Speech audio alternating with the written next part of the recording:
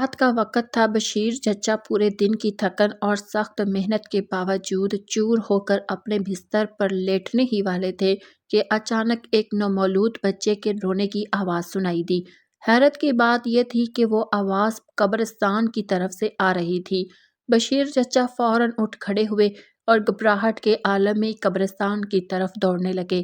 وہاں پہنچ کر انہوں نے دیکھا کہ ایک تازہ قبر موجود تھی جو شاید 2-3 گھنٹے پہلے ہی بنائی گئی تھی، مگر اس قبر کے اندر سے مسلسل نومولود بچے کے رونے کی آواز آ رہی تھی۔ بشیر چچا نے جلدی جلدی قبر کھدوائی۔ جب اندر جھانک کر دیکھا تو ان کے پیروں تلے سے زمین نکل گئی، کیونکہ قبر کے اندر ایک نومولود بچہ اپنی ماں کے سینے سے لگا ہوا تھا۔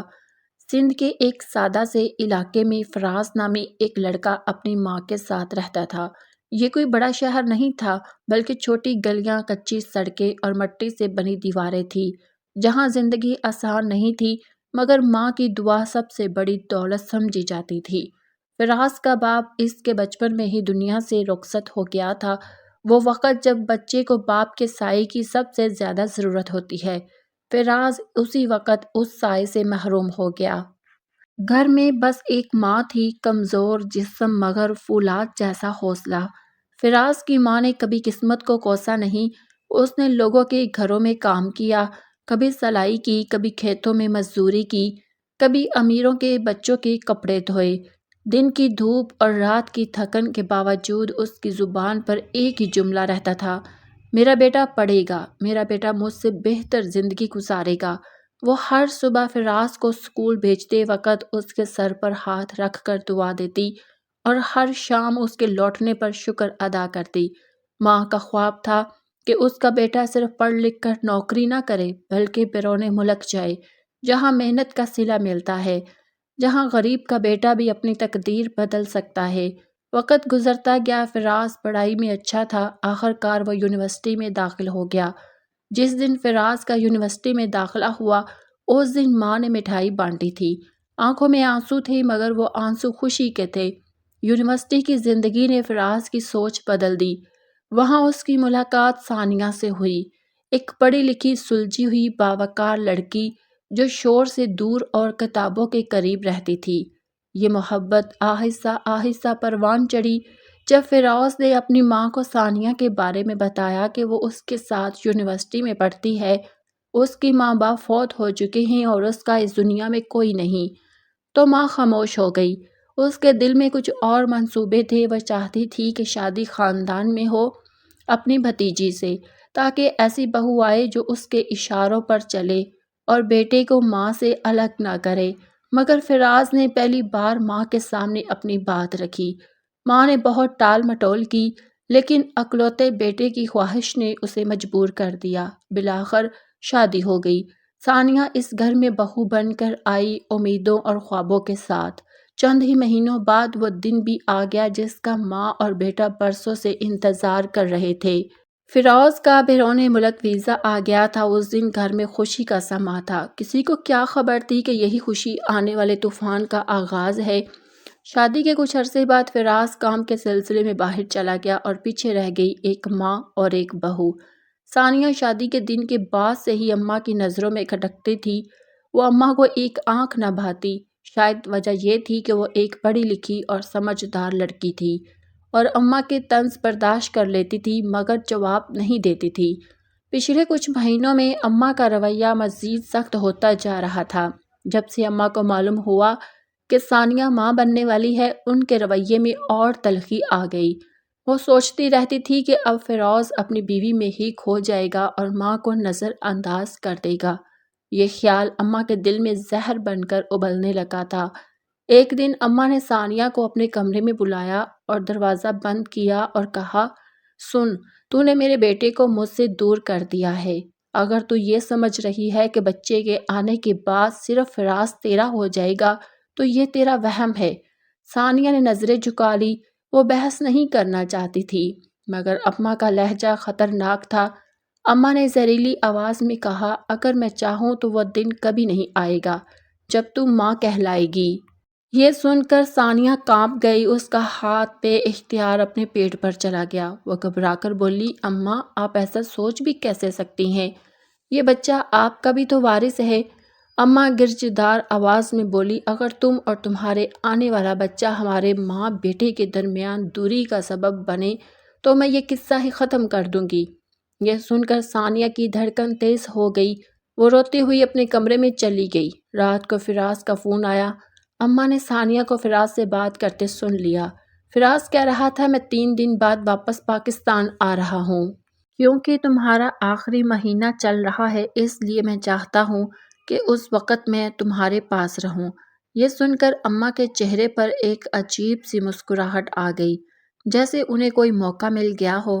انہوں نے آہستہ سے کہا، 3 دن بعد نہیں فراز، جب تم پہنچو گے تب تک سب کچھ بدل چکا ہوگا۔ اماں نے اپنے خطرناک ارادے کو عملی شکل دینے کا فیصلہ کر لیا تھا۔ رات کا سناٹا ہر چیز کو پرسرار بنا رہا تھا۔ وہ چارپائی پر بیٹھی گہری سوچ میں ڈوبی ہوئی تھی۔ ان کی آنکھوں میں عجیب سی چمک تھی، جیسے وہ کسی بڑے فیصلے پر پہنچ چکی ہو۔ ان کے ذہن میں بار بار ایک ہی خیال گونج رہا تھا کہ اگر ثانیہ کا بچہ پیدا ہو گیا تو فراز ہمیشہ کے لیے اپنی بیوی اور بچے کا ہو جائے گا۔ انہیں یہ برداشت نہیں تھا کہ ان کا بیٹا انہیں چھوڑ کر کسی اور کو زیادہ اہمیت دے۔ اسی حسد نے اس کے دل میں سختی پیدا کر دی تھی اور وہ ثانیہ کو راستے سے ہٹانے کا ارادہ کر چکی تھی۔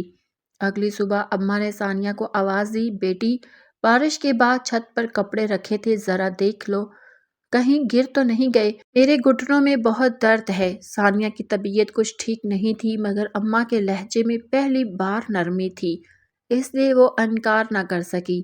اسے لگا شاید فراز کے آنے کی خوشی نے اماں کے دل کو نرم کر دیا ہو۔ وہ آہستہ آہستہ سیڑھیاں چڑھنے لگی اور اماں بھی خاموشی سے اس کے پیچھے ہو لی۔ ثانیہ کے دل میں ایک انجانا سا خوف پیدا ہو رہا تھا، مگر وہ خود کو سمجھا رہی تھی کہ شاید یہ حمل کی وجہ سے حساسیت ہے۔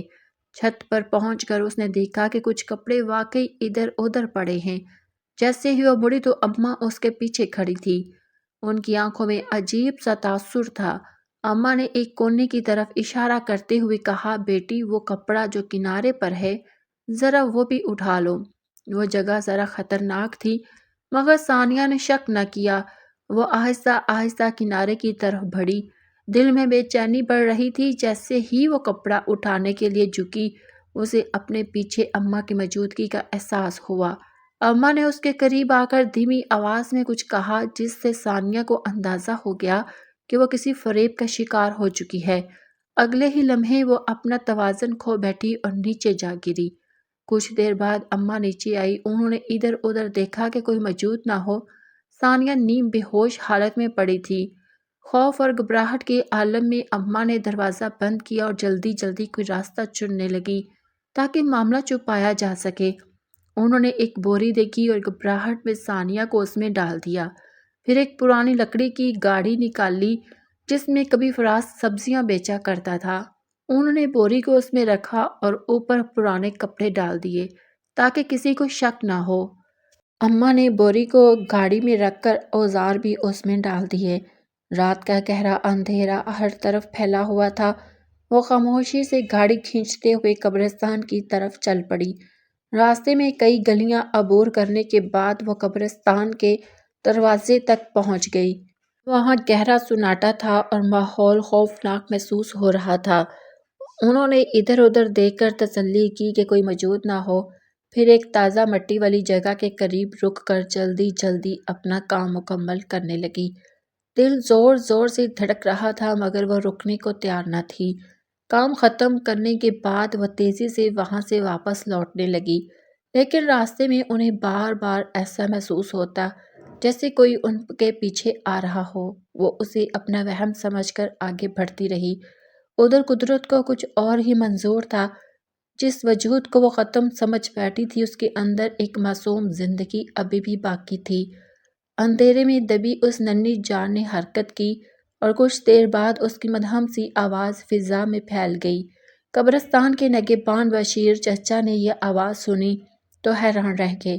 پہلے انہیں گمان ہوا کہ شاید وہم ہو، مگر آواز دوبارہ سنائی دی۔ وہ لالٹین لے کر قبروں کی طرف بڑھے۔ ایک جگہ کی مٹی تازہ محسوس ہوئی اور وہ ٹھٹک گئے۔ خوف اور تذبذب کے باوجود ان کے دل میں رحم جاگا۔ انہوں نے اپنے 2 شاگردوں کو بلایا اور تینوں نے مل کر احتیاط سے مٹی ہٹانی شروع کی۔ کچھ ہی دیر میں انہیں حقیقت کا اندازہ ہو گیا۔ ایک معصوم بچہ زندہ تھا۔ یہ منظر دیکھ کر سب کی زبان پر اللہ کا نام آ گیا، اور ساتھ ہی یہ سوال بھی کہ آخر ایسا ظلم کس نے کیا ہوگا۔ دوسری طرف فراز گھر پہنچا تو خوش تھا، مگر اماں نے غمگین لہجے میں بتایا کہ ثانیہ اب اس دنیا میں نہیں رہی۔ فراز کو یقین نہ آیا۔ اسے اماں کی باتوں میں کچھ عجیب سا محسوس ہوا۔ جب اس نے بچے کے بارے میں پوچھا تو اماں نے نظریں چراتے ہوئے کہا کہ وہ بھی نہ بچ سکا۔ یہ سن کر فراز پر جیسے قیامت ٹوٹ پڑی۔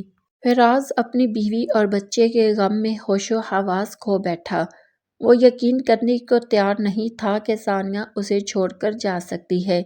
بے قراری میں وہ قبرستان کی طرف دوڑ پڑا۔ اماں پیچھے سے آواز دیتی رہی، مگر وہ نہ رکا۔ قبرستان پہنچ کر اس نے دیکھا کہ وہاں لوگوں کا ہجوم ہے۔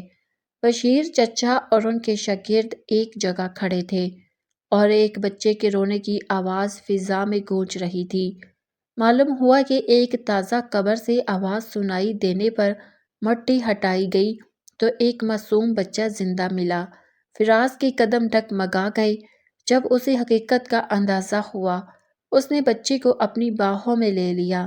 اس کے ذہن میں سوال گردش کرنے لگا کہ اگر بچہ زندہ ہے تو ثانیہ کے ساتھ کیا ہوا؟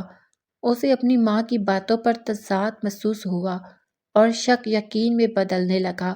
وہ فوراً گھر لوٹا اور ماں سے جواب طلب کیا۔ گفتگو کے دوران حقیقت سامنے آ گئی کہ حسد اور نفرت نے اماں کو اندھا کر دیا تھا، اور انہوں نے ایک ناقابل تلافی قدم اٹھایا تھا۔ اسی دوران پولیس بھی پہنچ گئی، کیونکہ قبرستان کے نگہبان نے اطلاع دے دی تھی۔ اماں کو گرفتار کر لیا گیا۔ وہ چیختی رہی کہ انہوں نے یہ سب بیٹے کی محبت میں کیا، مگر اب بہت دیر ہو چکی تھی۔